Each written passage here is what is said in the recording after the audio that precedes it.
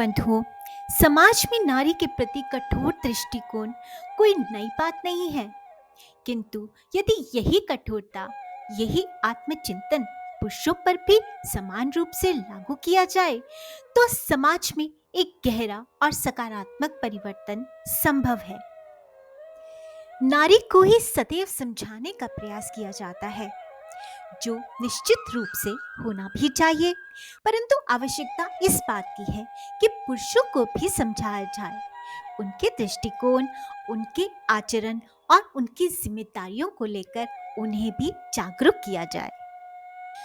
महात्मा बुद्ध, जिन्हें कलयुग में भगवान नारायण का अवतार माना गया है, उन्होंने इसी बात को एक अत्यंत मार्मिक प्रसंग के माध्यम से समाज को आईना दिखाते हुए समझाया है। एक बार एक वैश्या ने बुद्ध को भिक्षा हेतु आमंत्रित किया। महात्मा बुद्ध ने बड़े प्रेम पूर्वक, सम्मान पूर्वक उनका निमंत्रण स्वीकार किया। जब वे भिक्षा लेकर उसके घर से बाहर आए, तो सभी गांव के लोग जो आज तक उन्हें पूजते थे, हाथों में पत्थर लिए खड़े थे। बुद्ध देखते ही समझ गए। उन्होंने सबसे पूछा, क्या तुम मुझसे इसलिए क्रोधित हो क्योंकि मैंने एक वैश्या के घर से भिक्षा ली? यदि हाँ, तो मुझे एक उत्तर दो। इस स्त्री के व्यापार को बढ़ावा देने वाली कौन है? क्या वो स्त्रियां हैं? नहीं, वो पुरुष ही हैं, और वो इसी गांव के रहने वाले हैं। यदि ये स्त्री चरित्रहीन है, तो क्या वो पुरुष चरित्रवान है? यह सुनते ही सबके हाथ से पत्थर गिर गए। बुद्ध ने कहा, तुम में से कई लोग इसके पास जाते हैं, लेकिन किसी पुरुष ने भी इसे सम्मानपूर्वक जीवन साथी नहीं बनाया। यदि किसी पुरुष ने इसका हाथ थामा होता, तो यह वैश्या नहीं होती। तुम सब नपुंसक हो। वहां खड़े सभी लोगों के सर शर्म से झुक गए।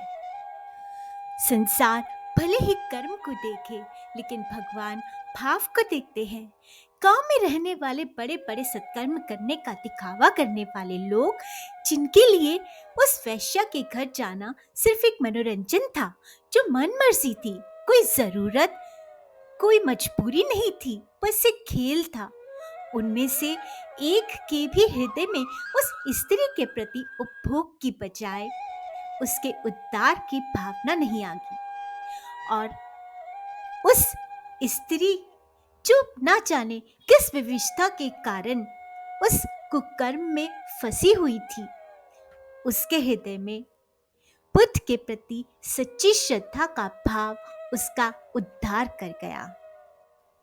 ऐसे ही हमारे समाज के कुछ संत भी हैं, जिनके हृदय में स्त्री के उद्धार की कामना है, लेकिन उन्हें समझना चाहिए कि कठोरता केवल स्त्री के लिए नहीं, अपितु पुरुष के लिए भी उतनी ही अनिवार्य है। सतयुग में राम के अवतार में सीता जी को वनवास हुआ, किंतु उन्होंने त्याग के बाद पुनः लौटने का निर्णय नहीं किया, क्योंकि ये उनका स्वाभिमान था। द्वापर में सांवरे ने अपने सामने खड़े काम पर विजय को प्राप्त किया, लेकिन गोपियों के प्रेम को बदनाम नहीं होने दिया, अपितु गोपियों के प्रेम को प्रेम की ध्वजा कहकर सम्मान दिया। भगवान सांवरे ने पहले ही 8 रानियों की होती हुई 16,108 विवाह क्यों किए? केवल नारी के सम्मान की रक्षा हेतु और वासना से भरे हुए अधर्मियों का नाश किया।